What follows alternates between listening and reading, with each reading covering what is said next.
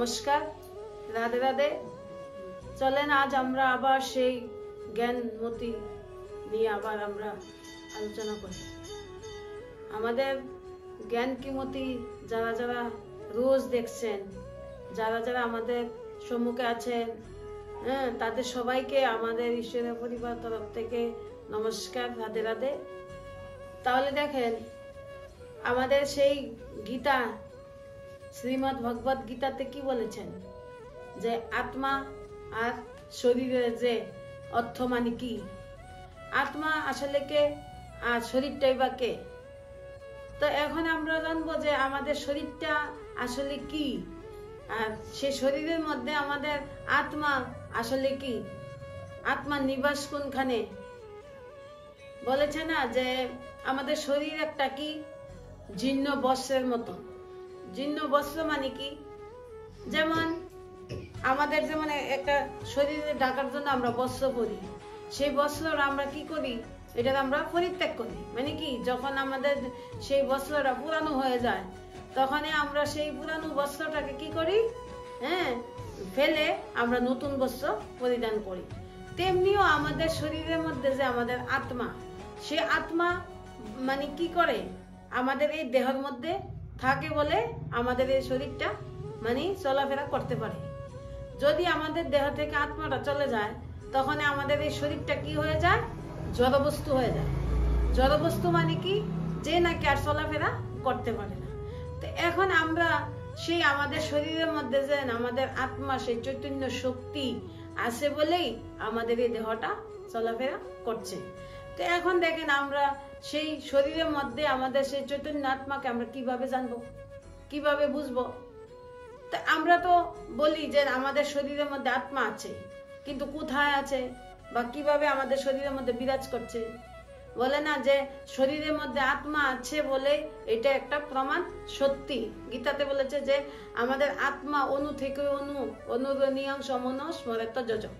মানে কি, আত্মা অণু থেকেও ছোট্ট একটা অণু, যে নাকি অণু মানে কি সেই ছোট্ট একটা শক্তি পাওয়ার আমাদের এই শরীরটার মধ্যে কাজ করছে। তো সেই ছোট্ট একটা শক্তি পাওয়ার আমাদের এই শরীরের মধ্যে কাজ করছে বলেই আমাদের এই শরীরটা মানে সর্বকিছু কাজকর্ম করতে পারে। যেমন দেখেন, বলেছে যে যেমন আকাশে যখন সূর্য উঠে, সূর্য উঠলে কি হয়, কি হয় মানে সারা পৃথিবীকে আলোকিত করে। সে সূর্য কি করে, সারা পৃথিবীকে আলোকিত করে। কিন্তু আবার সেই সূর্যটা যখন মেঘের আড়ালে ঢেকে যায় তখন সেই সূর্যের যে আলোটা, সে আলোটা তো মেঘের আড়ালে অবশ্যই থাকে, কিন্তু সে ঢেকে থাকে। তার মানে ঢেকে থাকে, তার মানে তা না যে সূর্যের কোনো আলো নাই। তো তেমনিও আমাদের শরীরের মধ্যেও মেঘের মতন আমাদের এই শরীরটার মধ্যে আমাদের সেই আলোর মতো শক্তি, যে আত্মাকে আমাদের এই শরীরটা দিয়ে ঢেকে রেখেছে। কিন্তু তা বলে তা না যে আমাদের আত্মা সেই আমাদের শরীরে নাই। তেমনি সূর্যকে যেমনি ঢেকে রেখেছে, তেমনি আমাদের আত্মারূপী সেই প্রদীপকেও আমরা কি করেছি, আমাদের শরীর দিয়ে ঢেকে রেখেছি। তো এখন ভগবান কি বলেছে যে ভগবানের কৃপা হলে, বলে না ঈশ্বরের কৃপা হলে তুমি তোমার আত্মাকে জানতে পারবে। আর কৃপা হলে আমাদের সেই আত্মা কি করবে, দেহান্তরিত হবে। দেহান্তরিত মানে কি, একটি শরীর ছেড়ে আরেকটি শরীর ধারণ করতে পারবে। তো যেমন দেখেন, আমাদের সেই শরীরের মধ্যে যেমন আমরা শরীরটার মধ্যে কাপড়কে বদলাই, তেমনি আমাদের আত্মাও শরীরকে বদলায়। আমাদের শরীরের মৃত্যু অবশ্যই হয়, কিন্তু আত্মার কোনোদিনও মৃত্যু হয় না। যেমন আত্মাকে হাওয়াতে উড়ানো যায় না, আত্মাকে জলে ডুবানো যায় না, আত্মাকে আগুনে পুরানো যায় না। তাহলে আত্মাকে মানে কোনো কিছুতেই তাকে বশীভূত করা যায় না। তাহলে আমাদের যে মৃত্যু হচ্ছে, কার মৃত্যু হচ্ছে, মৃত্যুটা হচ্ছে কার, আমাদের কি মৃত্যু হচ্ছে? বলেছে আমাদের মৃত্যু হয় না, আমাদের শরীরের মৃত্যু হয়। শরীর কি বিনাশী, নশ্বর, মানে কি তার কোনো সদাকালের জন্য সে অস্তিত্ব এক থাকবে না। তার কি হতে থাকবে, পুনরাবৃত্তি হতে থাকবে। আত্মা কি করতে থাকবে, মানে শরীরটা আমাদের পুনরাবৃত্তি হবে, কিন্তু আত্মার কোনো পুনরাবৃত্তি হবে না। আত্মা যেমন কি তেমনই সে থাকবে।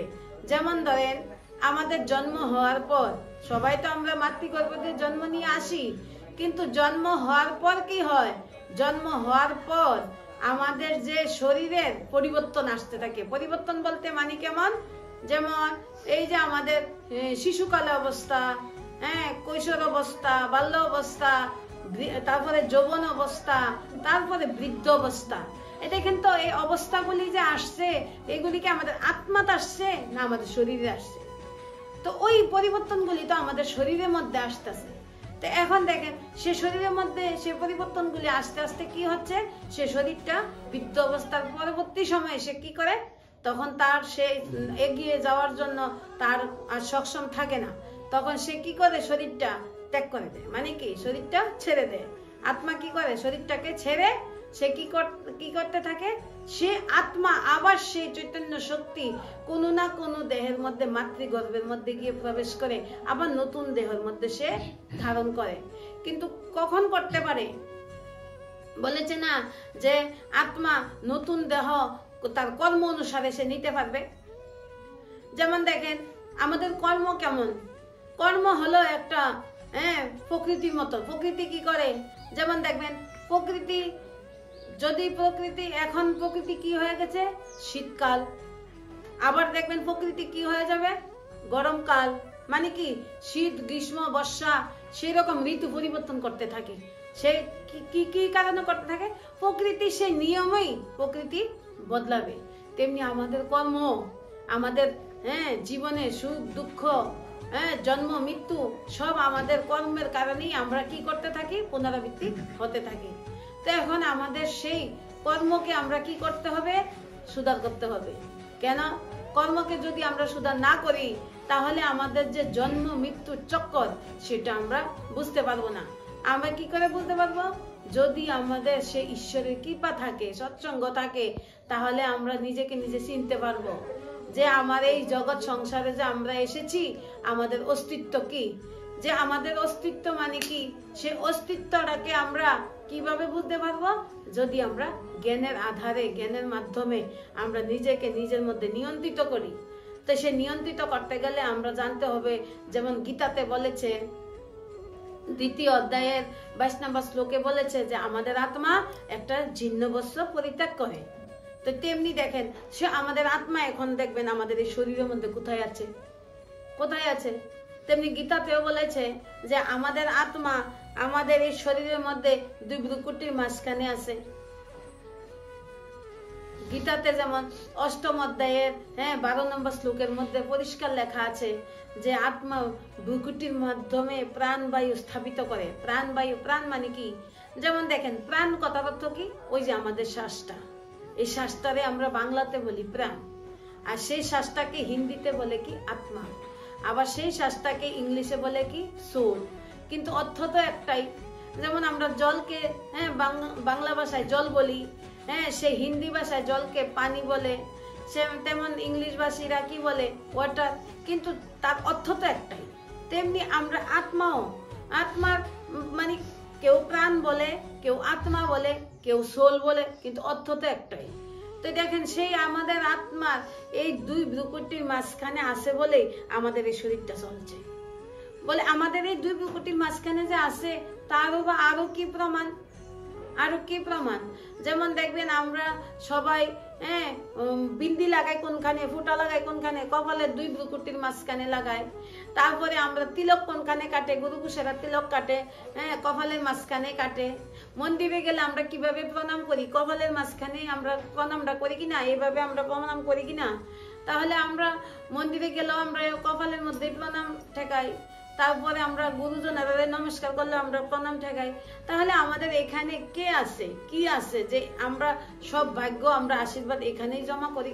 যেমন আমরা সেই কপালের মাঝখানেই আমরা সব কিছু নিয়ে আমরা কথাবার্তাও বলি কিনা। যদি ধরেন আমার মনে খুব দুঃখ, বা কোনো মনের ইচ্ছা পূর্ণ হলো না, তখন আমরা কি বলি যে আমার কপালেরই দোষ, আমার কপালে নাই, তার জন্য আমার জন্য কিছু নাই। আমরা সব সময় কি করি, যা কিছু আমাদের সাথে ঘটবে সব আমরা কপালকে দোষ দেই। হ্যাঁ, তাহলে কপালকে দোষ দেই। আমরা সবসময় বলি কি, যখন আমরা চিন্তা করি তখন কপালের মধ্যে হাত রেখে আমরা চিন্তা করি, তারপরে আমরা কপালের দোষ দেই, কিন্তু আমরা আর কারোর দোষ দিই না। আমাদের পেটের দোষও দিই না, মাথার দোষও দিই না, আমরা দোষ দিই কার, যে আমার কপালটাই খারাপ, আমার কপালের মধ্যে দুর্ভাগ্য লেখা। আচ্ছা, কপালের মধ্যে যদি দুর্ভাগ্য লেখা থাকতো তাহলে সেই লেখাটা কোনখানে থাকে? কপালের মাঝখানে কোনখানে থাকে লেখাটা? ওই কারণে আমাদের সেই আত্মা যে চৈতন্য শক্তিটা, পাওয়ারটা আমরা এই মাঝখানে, এই দুই বুকুটির মাঝখানে আছে বললেই আমরা সবাই সেই কপালটাকে আমরা সম্বোধন করে বলি। তো সেই কারণে আমরা যে সেই কপালটাকে সম্বোধন করে বলি, আরো কি প্রমাণ? যেমন দেখবেন, আমাদের এই শরীরটা যখন শরীর থেকে প্রাণটা বেরিয়ে যায় তখন আমরা কি বলে, যে এই শরীরটাকে এখন কোথায় নিতে হবে? শ্মশানে নিতে হবে। তো শ্মশানে নিলে কি করবে? বলে সৎ কাজ তাড়াতাড়ি সেরে ফেলা ভালো। তখন আমরা সৎ কাজ তাড়াতাড়ি সারার জন্য কোথায় নেয়? সেই শ্মশানের মধ্যে নিয়ে শরীরটাকে জ্বালানো হয়। কিন্তু শরীরটাকে জ্বালানোর পরেও আমাদের কিন্তু কপালের এই যে একটা মানে কপালের একটা চারা আছে, সেই কপালের যে শক্ত জিনিসটা সেটা পুড়ে না। তো সেইটাকে আমরা কি বলে? সেটাকে বলে অস্থি। তো অস্থি কেন বলা হয়? আমাদের শরীরের অঙ্গ প্রত্যঙ্গ সবগুলো জেলে পুড়ে ছাই হয়ে যায়, কিন্তু আমাদের কপালে সেই চারাটা কেন পুড়ে না? কারণ বলেছে যে আমাদের যে ঘরটা, সেই ঘরটা মজবুত থাকে। তো সেই ঘরটাকে কি বলা হয়? অস্থি। তখন সেই অস্থিকে আমরা কোথায় তর্পণ করে? কেউ গঙ্গাতে নিয়ে তর্পণ করে, গয়া কাশি নিয়ে তর্পণ করে, কিন্তু তর্পণ তো করে কাকে করে? সে কপালের চারাটাকে করে, মানে সে আত্মার ঘরটাকে করে, কিন্তু আত্মা তো শরীর থেকে বেরিয়ে গেল। তো সেই কারণে দেখেন, অস্থি মানে কি?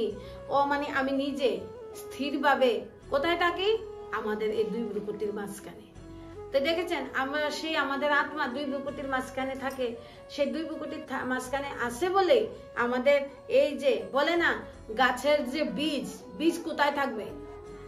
গাছের বীজ কি গাছের উপরে থাকবে না গাছের গুড়ির নিচে থাকে? তো তেমনিও তো আমাদের এই শরীরটা একটা কি? বৃক্ষ। ভগবান কি বলে? যে আমাদের এই শরীরটা একটা বৃক্ষের মতো। যেমন দেখেন, বৃক্ষের মধ্যে যেমন শিকড় থাকে, গাছের গোড়ায় কি থাকে? শিকড় থাকে। তাহলে দেখেন, গাছের গোড়া যেমন বীজ হলো আমাদের আত্মাটা, আমাদের গাছের শিকড় হলো আমাদের চুলগুলি, তেমনি আমাদের ডালপালাগুলি যেমন আমাদের হাত পাও, সেগুলি ডালপালা। তাহলে দেখেন, আমাদের বৃক্ষের বীজ কোথায় আছে? সেই দেখেন আমাদের আত্মা এখানে দুই ভ্রুকুটি মাঝখানে আছে। তো দুই ভ্রুকুটির মাঝখানে আছে বলে আমাদের এই গাছ কি থাকছে? সতেজ থাকছে। যেমন দেখবেন, গাছের যখন দেখবেন যে গাছের পাতাগুলো হলুদ হয়ে গেছে, গাছটা শুকিয়ে মরে গেছে, তাহলে নিশ্চয়ই বুঝবেন যে গাছের গুড়ার মধ্যে কি পোকা ধরেছে, গুড়ার মধ্যে কি জল নাই। তো তেমনিও আমাদের শরীরের মধ্যে যদি দুঃখ, কষ্ট, অশান্তি আসে, তাহলে নিশ্চিত বুঝবেন যে আমাদের আত্মার মধ্যে শক্তি নাই। আমাদের আত্মার মধ্যে কি নাই? শক্তি, পাওয়ার নাই। তো সেই কারণে ভগবান কি বলেছে? যেমন বেদ শাস্ত্রেতেও বলেছে যে আমাদের আত্মা কার সাথে কানেকশন করে সে পাওয়ারটা নিতে হবে। যেমন আমাদের মোবাইলটা, যদি আমাদের মোবাইলটা দামি হোক, যতই দামি হোক, কিন্তু সেই মোবাইলটার মধ্যে যদি চার্জ না থাকে, তাহলে সেই মোবাইলটা কোনো দাম আছে? সেটা চলবে? সেটা চলবে না। তেমনিও আমাদের এই শরীরের মধ্যে, আমরা শরীর যতই সুন্দর দেখতে থাকুক না কেন, কিন্তু যদি আমাদের শরীরের মধ্যে প্রাণটা না থাকে, আত্মাটা না থাকে, পাওয়ারটা না থাকে, তাহলে আমাদের এই শরীরটার কি দাম? তো এখন দেখেন, আমরা তো সবাই সেই শরীরটার জন্যই ভাবি, কিন্তু আমাদের যে আত্মারূপী ব্যাটারিটা, পাওয়ারটা, সেই পাওয়ারটার কথা আমরা কেউই ভাবি না। তো সেই কারণে এখন আমাদের সেই পাওয়ারটাকে আমাদের পাওয়ারের সাথে লাগাতে হবে। যেমন আমাদের মোবাইলের জন্য আমরা চার্জে লাগাই, চার্জের জন্য আমরা কোনো না কোনো পয়েন্টের সাথে, কারেন্টের পয়েন্টের সাথে লাগাই, তারপর 1% 2% করতে করতে 100% চার্জ হয়। তো তেমনিও আমাদের আত্মার মধ্যেও এখন আমাদের আত্মা কোন পাওয়ারের সাথে লাগাতে হবে, যে আমাদের মনের মধ্যে ধীরে ধীরে ধীরে ধীরে করে শান্তি, সুখ, শান্তি, প্রেম, খুশি, আনন্দ ফিরে আসবে। তো সেই সুখ, শান্তি, খুশি, প্রেম, আনন্দ ফিরে আসতে গেলে আমাদের আত্মারূপী ব্যাটারিটাকে চার্জ করতে হবে। তো সেই ব্যাটারির সাথে কানেকশন কি? যেমন আমাদের সেই মন আর বুদ্ধি আমাদের সেই ব্যাটারিটার সাথে কানেকশন, মানে কি আমাদের আত্মার সাথে কানেকশন কার? মন আর বুদ্ধি। তো এখন দেখেন সে মন আর বুদ্ধি দিয়ে কানেকশনটা আমরা কার সাথে লাগাতে পারবো? কার সাথে লাগাবো? ওই ভগবান পরমাত্মার সাথে লাগাবো, পরমেশ্বরের সাথে লাগাতে হবে। তো সে কারণে পরমেশ্বর কি বলেছেন? যেমন গীতাতে কি বলেছেন যে পরমেশ্বরে ভগবানের একটি উৎস, মানে কি শ্রীকৃষ্ণ হলো ওনার কি উৎস। তো শ্রীকৃষ্ণ হলো ওনার উৎস। সে উৎস মানে কি একটা পাওয়ার ব্যাংক। পাওয়ার ব্যাংক থেকে আমাদের কি নিতে হবে? পাওয়ার নিতে হবে। তো সেই শ্রীকৃষ্ণ পাওয়ার ব্যাংক যদি হয়ে থাকে, তাহলে সেই শ্রীকৃষ্ণ এখন সদ্গুরু রূপে কোথায় থাকবে? উনি মানে পরমাত্মা যে একটা উৎস, সে পরমাত্মা কি করেছে? সে শক্তিটা একজনের মধ্যে কার মধ্যে দিয়েছে? পরমাত্মা, সে সদ্গুরু মানে সেই শ্রীকৃষ্ণের মাধ্যমে জগৎ সংসারকে অর্জুন রূপে সবাইকে নেওয়ার জন্য বলেছে। তো অর্জুনকে যে নিতে বলেছে, শ্রীকৃষ্ণ যে অর্জুনকে যুদ্ধ করতে বলেছে, কিসের যুদ্ধ করতে বলেছে? হিংসার যুদ্ধ না। হিংসার যুদ্ধ ভগবান কোনোদিন কি হিংসার যুদ্ধ, রক্তপাত এগুলি করতে আসে না, ওইগুলি করেন না। হিংসার যুদ্ধ মানে কি আমাদের ভিতরে যে আমাদের হিংসা, আমাদের ভিতরে যে আমাদের যুদ্ধ, সে আমাদের ভিতরের হিংসা কি কি? যেমন কাম, ক্রোধ, লোভ, মোহ, অহংকার, আমাদের এই মনের মধ্যে সবগুলি বশীভূত হয়ে আছে। এখন আমাদের মনকে এখন কি করে আছে? বশ করে নিয়েছে কে? আমাদের ভিতরে ক্রোধ, আমাদের ভিতরে কাম, আমাদের ভিতরে লোভ, আমাদের ভিতরে মোহ, অহংকার। তো এখন সেইগুলিকে দূর করতে গেলে এখন আমাদের কি করতে হবে? সর্বপ্রথম আমাদের আত্মাটাকে এখন পরমাত্মার সাথে কানেকশন লাগাতে হবে।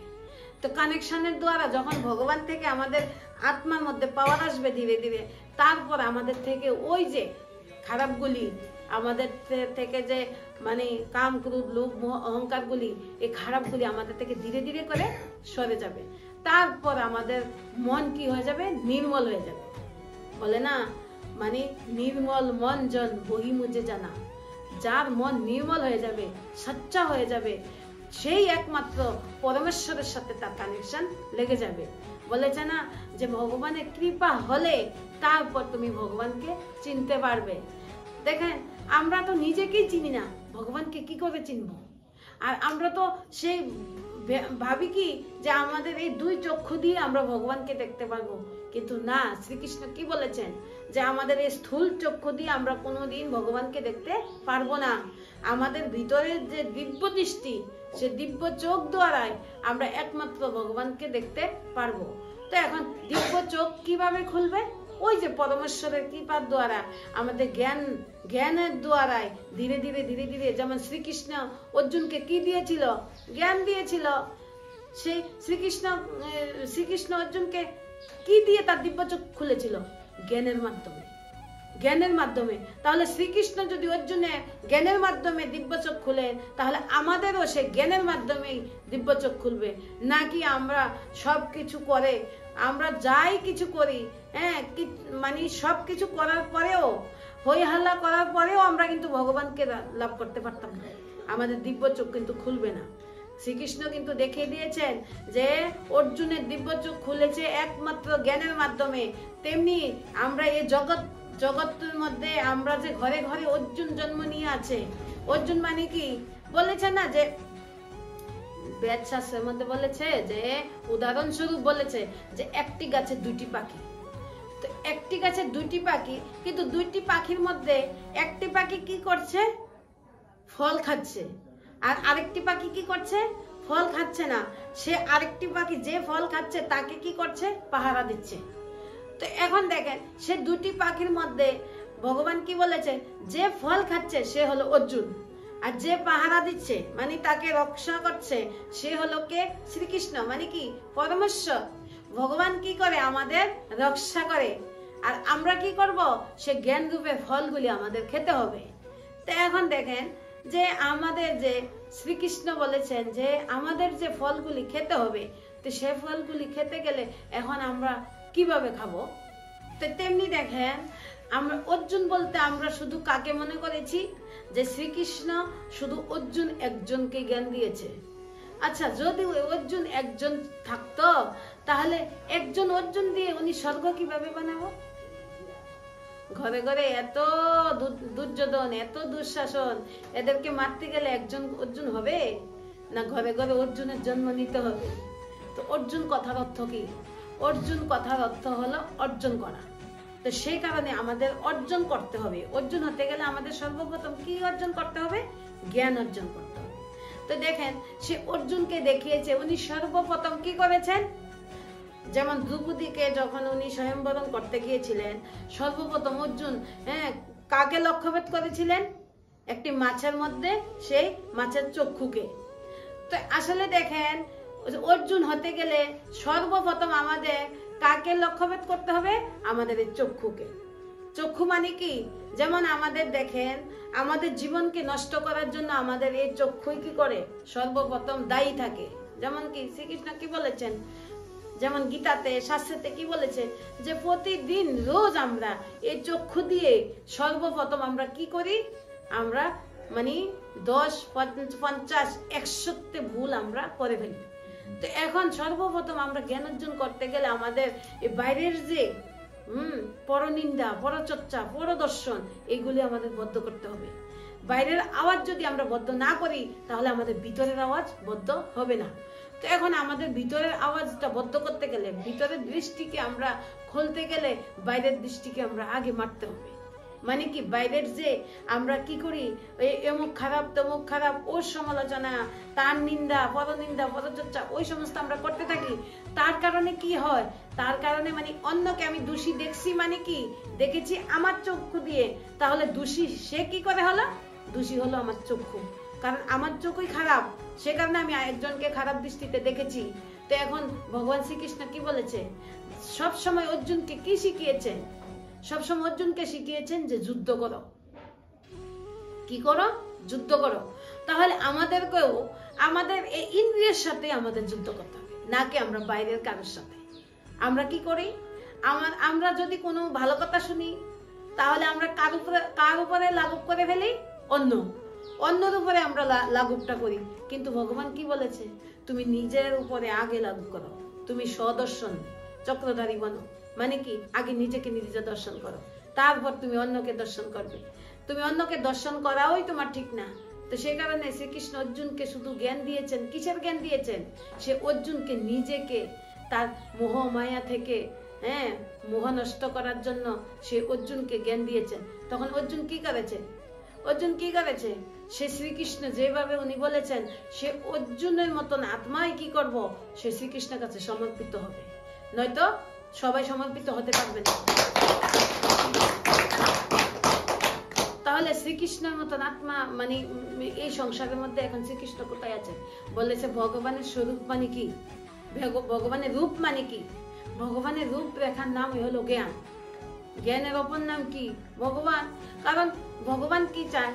ভগবান চায় যে ভগবানের সন্তান যেন সবাই ঘরে ঘরে হারিয়ালি স্বর্গ স্থাপনা করে। তো স্বর্গ স্থাপনা কি করে হবে? ভগবান কার উপরে বেশি আশা রাখে? বলেছে না যে আমাদের এখন কি অবস্থা হয়ে আছে? আমরা এখন সব ভুলে আছি। আমরা এখন নিজেকেও ভুলে গেছি, ভগবানকেও ভুলে গেছি। ওই কারণে ভগবানকে ভুলে থাকার কারণে আমাদের দ্বারায় কি হয়ে যাচ্ছে? পাপ কর্ম হয়ে যাচ্ছে। আর পাপ কর্ম করতে করতে এখন জগৎ সংসার কি হয়ে আছে? নরক হয়ে গেছে। কিন্তু এখন সেই নরক থেকেই ভগবান আমাদের স্বর্গতুল্য বানাবে। কিভাবে বানাবে? আমাদের সে বুদ্ধি কি হয়ে গেছে? এখন নষ্ট হয়ে গেছে। মন এখন কি হয়ে গেছে? নষ্ট হয়ে গেছে। কিন্তু আমাদের সেই মন আর বুদ্ধিকে এখন কি করতে এসেছে ভগবান? ভগবান আসেন কি করতে? উনি আমাদেরকে মানে জাগ্রত করতে আসে। যেমন একজন রাজার একটা হাতি ছিল। তো সেই রাজার হাতিটা কি করতো? রাজাকে যে কোনো দরবারে যে কোনো সমস্যা থেকে বাঁচিয়ে নিয়ে আসতো। কিভাবে? হাতি বড় মানে বলবান ছিল, যে কোনো সমস্যার মধ্যে পড়লে সে হাতি তাকে উদ্ধার করে নিয়ে আসতে পারতো। তো তখন একদিন কি করছে, হাতিটা রাস্তা দিয়ে যাচ্ছে, যেতে যেতে সে একটা মানে কিচড়ের মধ্যে ফেসে গেছে। কিচড় মানে কি? যেমন কাদা মাটির মধ্যে সে হাতিটা ফেসে গেছে। তখন সে হাতিটা অনেক চেষ্টা করলো, কিন্তু সেখান থেকে উঠে আসতে পারেনি। সবাই সব রকমের চেষ্টা করার পরেও হাতিকে উঠাতে পারলো না। তখন বুদ্ধদেব যাচ্ছিল রাস্তা দিয়ে, সে মহান আত্মা যে বুদ্ধদেব, তখন বুদ্ধদেবকে বললো যে বুদ্ধদেব, হাতিটাকে উঠানোর তো অনেক চেষ্টা করেছি, কোনো মতেই পারা গেল না, এখন আপনি কোনো বুদ্ধি দেন সে হাতিটাকে কিভাবে উঠানো যাবে। তখন বুদ্ধদেব বলল, এক কাজ করো, রাজ দরবারে যত বাদ্যযন্ত্র আছে সব বাদ্যযন্ত্র নিয়ে হাতির সামনে বাজাতে থাকো, যত জোরে বাজাতে থাকবে ততই ভালো হবে। তখন সবাই বলছে সেটা আবার কেমন, এত চেষ্টা করলাম, হ্যাঁ রশি দিয়ে টানলাম, যেভাবেই হোক টানলাম, সব দিকে চেষ্টা করলাম, কোনো লাভ হলে না, আর এখন নাকি বাদ্যযন্ত্র বাজালে সেই হাতিকে উঠানো যাবে। আচ্ছা যাই হোক, এখন আমরা বাজাই।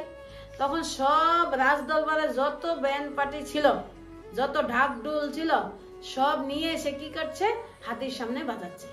বাজাতে বাজাতে বাজাতে বাজাতে জোরে জোরে বাজাতে বাজাতে কি হয়ে গেছে, ওই হাতির মধ্যে শক্তি আসার কারণে হাতি নিজেই সে কিচর থেকে উঠে চলে আসে।